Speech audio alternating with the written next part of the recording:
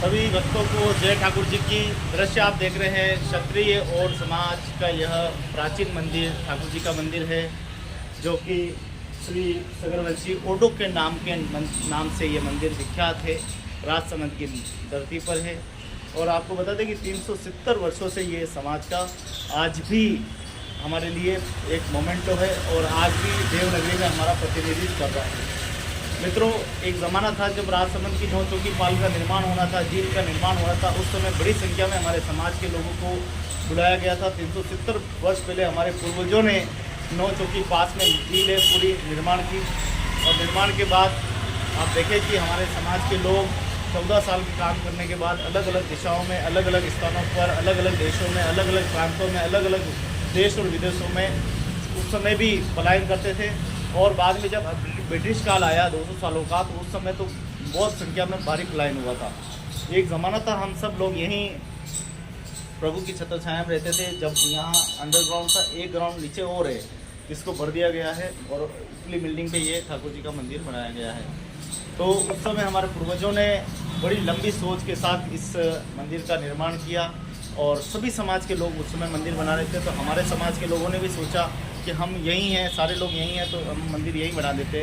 तो हमारे चारभुजानाथ का मंदिर सिर्फ और सिर्फ पूरे भारत में एकमात्र यही मंदिर है जो प्राचीनतम है, जो लगभग 370 वर्ष पुराना है।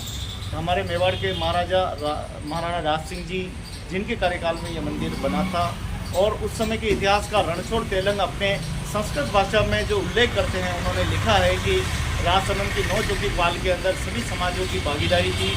झील बनाने में काफ़ी 14 साल का समय लगा था और समाज के लोगों ने गधों सहित लाद कर मिट्टी भराई का काम किया, तब जाके बड़ी विशाल जो डैम है, झील है, वो बन पाई।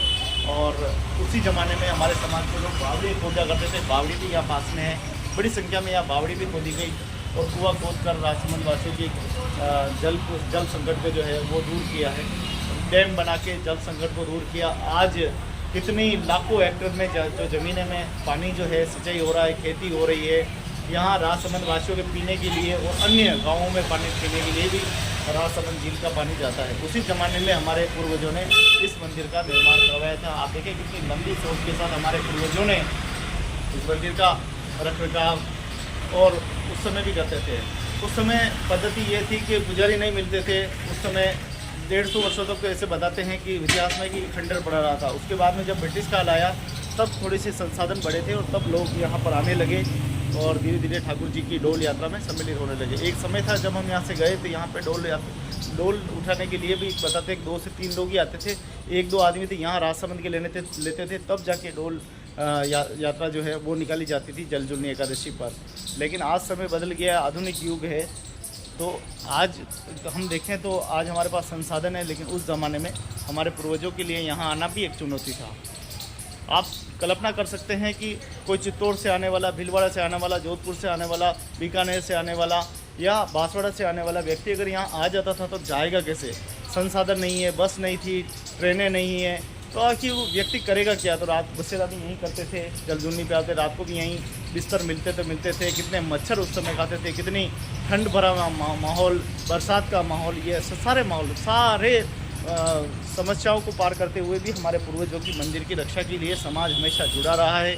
समाज की भागीदारी हमेशा रही है। समाज के उसी समय ये देखिए पूरी बावड़ी है, प्राचीन बावड़ी खोदी गई थी। एक ही दिन में हमारे समाज के लोगों ने इन बावड़ी को पूरा खो दिया था, जो आज भी नगर की शोभा बढ़ा रहा है। एक ज़माना था या राजनगर के लोगों के पास पीने का पानी नहीं था। ये प्रथम बावड़ी जहाँ से जल संकट दूर किया गया, ये हमारे और समाज के लोगों द्वारा ही खोदी गई है। इतना कुछ फरमा है यहाँ पे। तो देखिए ये पीछे जो ज़मीन है पूरी 3 बीघा ज़मीन के आसपास है, वो भी हमारे समाज के लोगों की यहाँ रहते थे। उस समय महाराणा राज सिंह जी ने जो जब भूमि दी थी, तो ये भूमि भी डोली के नाम से दी थी, जो पुजारी जी के अभी उनको खेती वगैरह करते हैं, वही उनके पास ही है। लेकिन ये मंदिर परिसर की जो जिम्मेदारी है वो समाज के लोगों के पास है। तो समय पे इसका भामाशाहों के सहयोग से, नगर परिषद के सहयोग से, क्षेत्रीय पार्षद साहब के सहयोग से समय पर विकास कार्य होते रहते हैं और अच्छा होता है। मैं देख रहा हूँ सन 2012 के बाद एक देखे जाए तो इस मंदिर के प्रति जन जागृति आई है, लोगों में एक सहानुभूति आई है, प्रभु के प्रति समर्पण भाव हुए। 2012 के बाद चिंतित हुए, विकास कार्यों के लिए चर्चा हुई और आप देखिए कि 2017 में जीर्णोद्धार, बावड़ी का जीर्णोद्धार हुआ, टाइल्स लगने का काम, मार्बल लगने का काम, और अभी वर्तमान में 2022 में 21-22 में हमारे ये टीन शेड मिला जिसका उद्घाटन आज होना है। उसी कार्यक्रम में भाग लेने के लिए मैं आया हूँ। और क्षेत्रीय विधायक दीप्ति महेश्वरी जी, इसका उद्घाटन उनकी माता जी थी किरण महेश्वरी जी, उनके द्वारा ही ये स्वीकृत हुआ था। और बहुत ही सुंदर मंदिर है।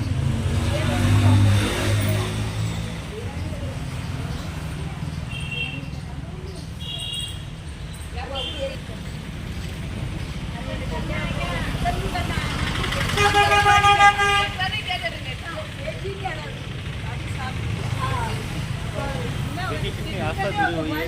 माता जी और पड़ोसी परिवार सब आते हैं। अंदर पेड़ पौधे लगा रखे हैं, सबको पानी पिलाने का काम सभी पड़ोसी माता पिता ही करते हैं। माता ही करती है, पुत्र भी करते हैं, भाई भी करते हैं। पूरे मंदिर को संभाले हुए हैं। चला बोलो चार भुजा नाथ की जय हो।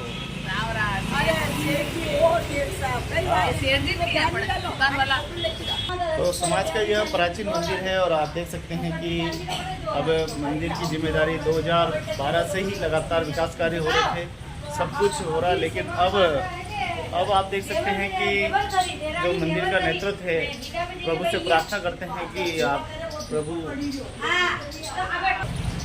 तो भगवान के इस मंदिर का जो परिसर का संचालन है, अभी नई कमेटी, नई ट्रस्ट, जो पुरानी ट्रस्ट थी उसी को जीवित करके बना दी गई है और उन्होंने अपने हाथ में लिया है।